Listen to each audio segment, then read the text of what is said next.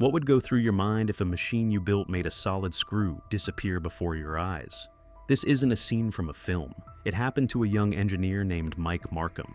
He chased that strange spark until the machine took more than he ever meant to give, even pulling him into it.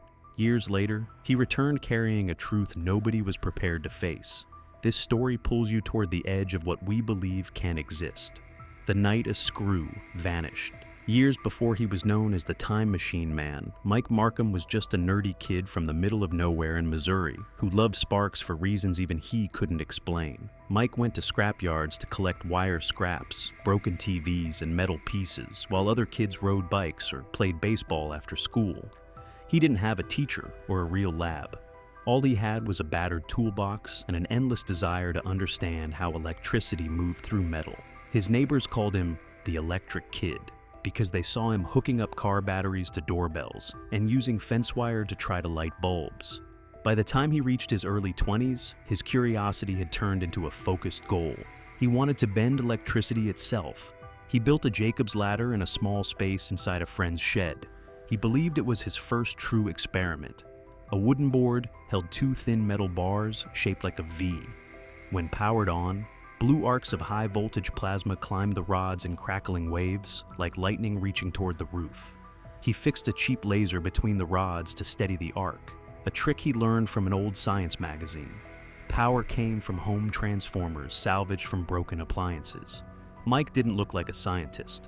There were no clean lab coats or spotless white walls around him, only grease-stained hands, buzzing coils, and wires snaking across the floor of his garage, giving the place more the feel of a workshop than any laboratory.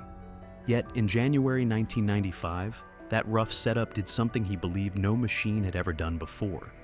While testing the ladder, he dropped a steel screw between the arcing rods, watching closely as sparks leapt and the air crackled around it. For a split second, the screw vanished. Then it reappeared on the wooden board, as if it had slipped through an invisible opening no one else could see, leaving Mike staring in silence at what he thought was proof of the impossible. Mike called the late-night radio show, Coast to Coast AM, to share what had happened. His voice was calm, but alive with energy.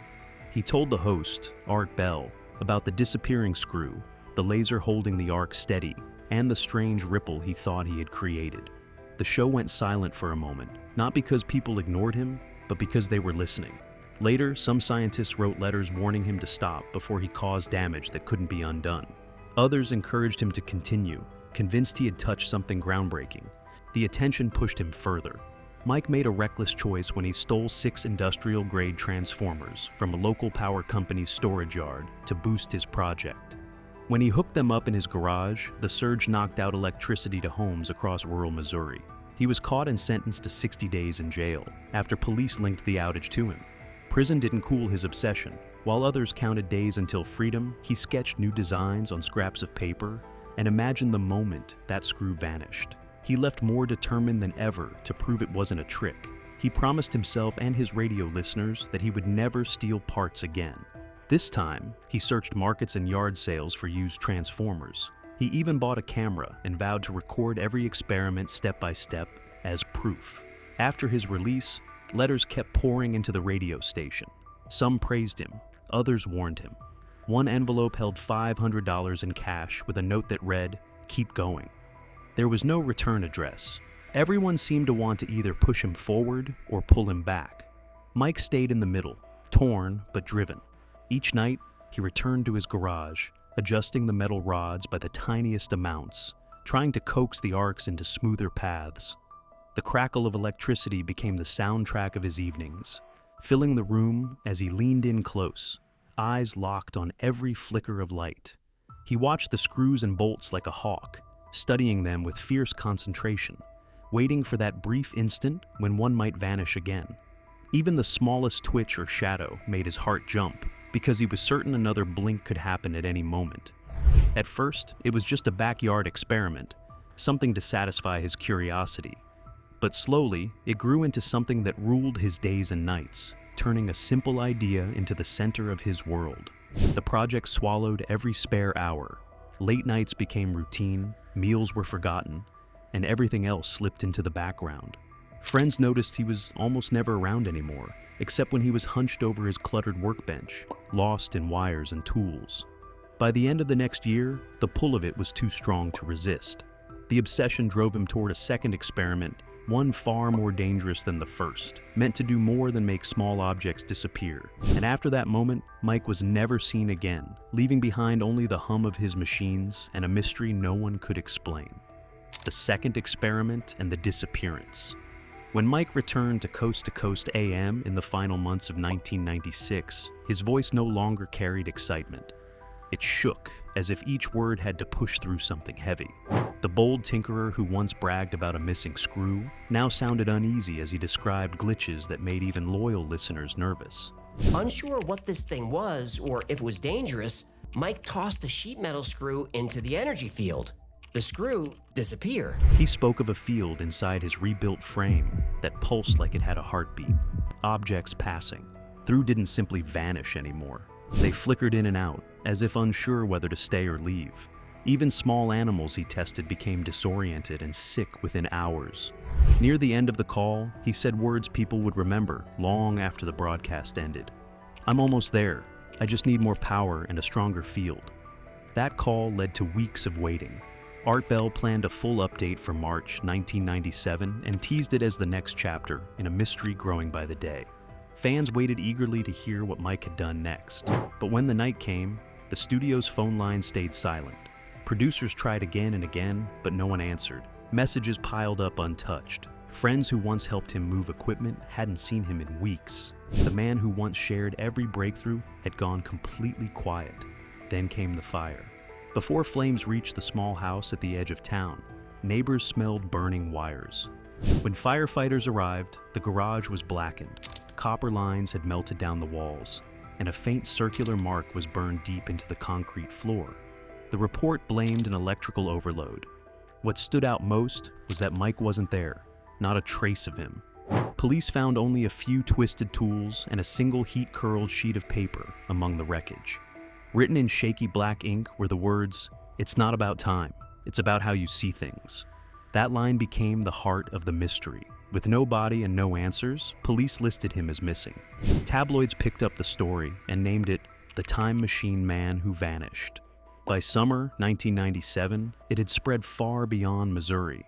Callers debated whether he had been lost in the fire or slipped through his own device.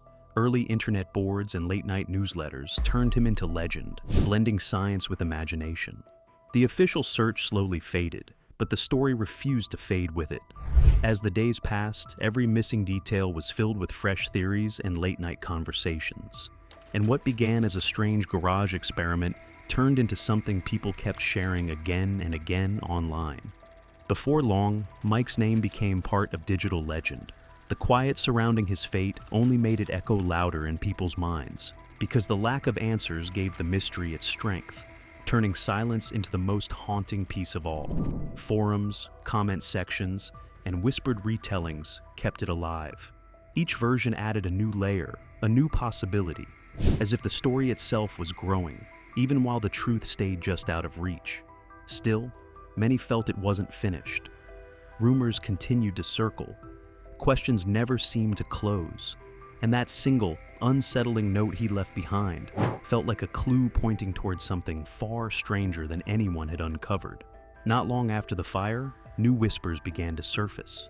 People spoke of a body found years earlier on a beach in California, someone who didn't, seemed to belong there, and who carried an object no one could explain.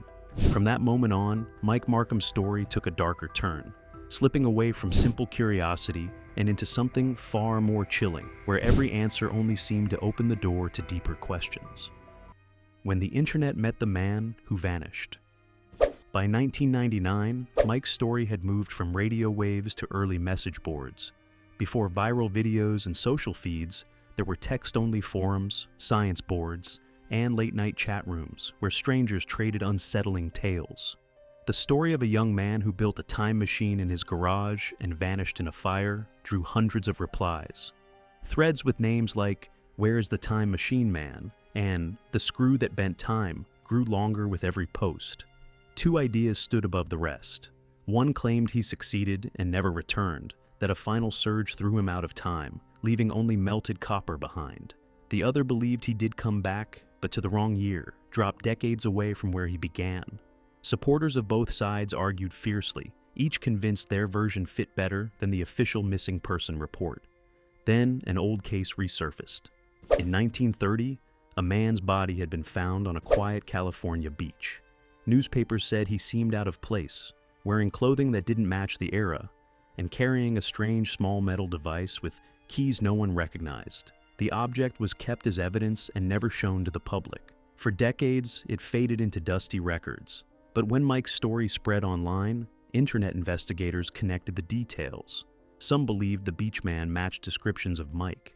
Had he been thrown back to 1930 and died there, leaving part of his machine behind? That idea set everything in motion. New claims poured in from every corner of the internet. Amateur videos popped up, freezing faces side by side, searching for any match they could find. Late-night radio hosts dragged the story back into the spotlight, while fringe websites mapped out dates from 1997 to 1930, treating them like stops along a single road. For those who believed, the missing device wasn't empty evidence. To them, it meant something had been kept out of sight. As the years passed, the noise slowly faded. Threads went quiet. Shows moved on. The mystery seemed ready to slip back into silence. Then, just as curiosity was dying down, something new surfaced that pulled the story back from the edge.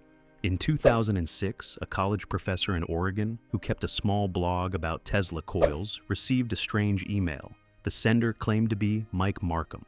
Attached were hand-drawn diagrams labeled Vortex Stabilization Frame Gen 3. There was no explanation, no greeting, no reason given for why the message had been sent at all. When people tried to trace it, the IP address pointed to a public library in Kauai, Hawaii. But by the time anyone looked deeper, the trail had gone cold. No reply ever came. No second message followed. To this day, no one knows if Mike truly reached out from the shadows or if someone else was keeping the legend alive.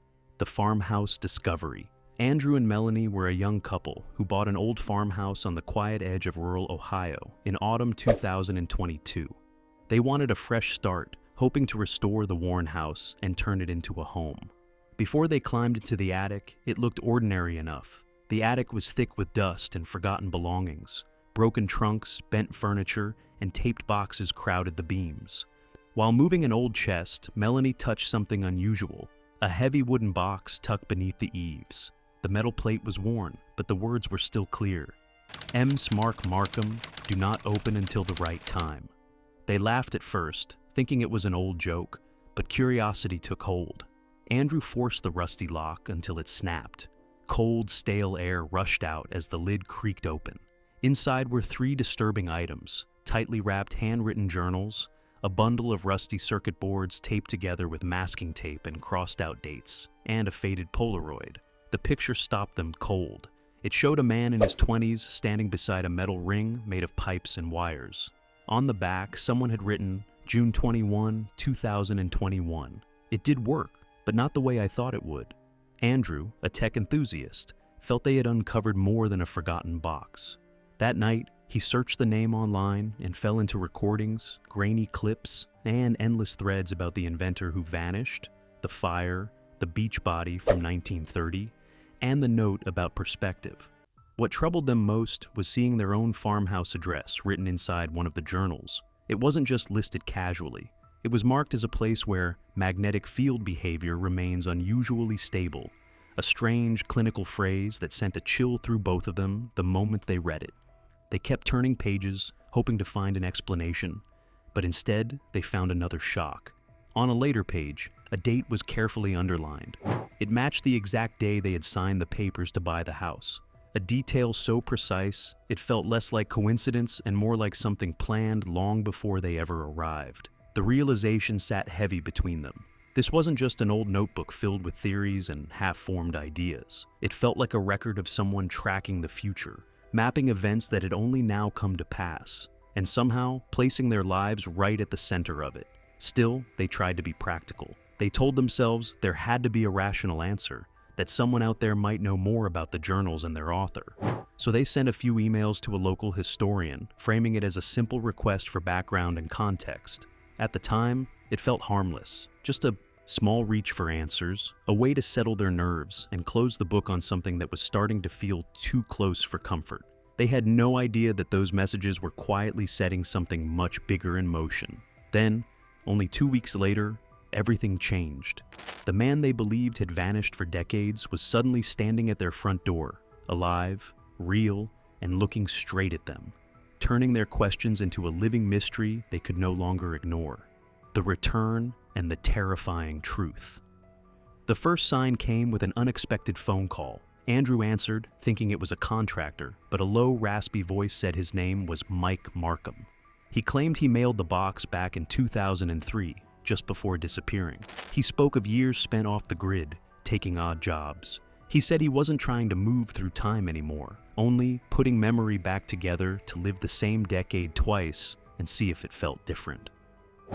2 weeks later, Mike arrived at their farmhouse carrying a bag and a thin folder. The lively tinkerer from the Polaroid was now older, slower, and clearly worn down. He laid the folder on the kitchen table, as if it carried the weight of everything he had lost. That night, Mike ended decades of rumors. He said he never built a machine that sent him through time. The Jacob's Ladder magnetic feedback loop he created in the 1990s disrupted his own biological clock, knocking him out of sync with everyone else. "I didn't move," he said. "I just couldn't be found." He told them he woke up in Oregon in 1999, burned and confused, with no memory of how he got there.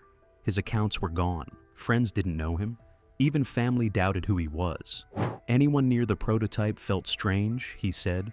Moments slipping by, flashes of déjà vu, a feeling of being slightly ahead of themselves. What frightened him most was what came next. Each test damaged his memory. It wasn't that time travel might exist that shook him. It was that time forgets you faster than the people who care about you do. He showed them a page with 5 crossed-out names of volunteers who once helped him, but no longer remembered him or the experiments. He promised himself he would never try again. Mike left at dawn with only his backpack and a thumb drive. Andrew and Melanie locked the attic, gave the plans to a private archive, and never spoke about what they found when walking past that part of the house. For years after, Andrew sometimes wondered whether Mike had truly escaped the shadow of his creation, or whether the strange pull of that forgotten machine still followed him. On quiet nights, when the wind rattled the farmhouse windows, he would think about the screw that vanished, the fire, the journals, and the tired eyes of a man who had lost pieces of himself to something no one else could see. The story didn't feel finished. It felt like it was waiting. Before you leave, tap like, share this story with others, and subscribe so these mysteries can keep reaching new minds. Stay with us for more stories that challenge what you think you know. Your support helps keep these strange tales alive.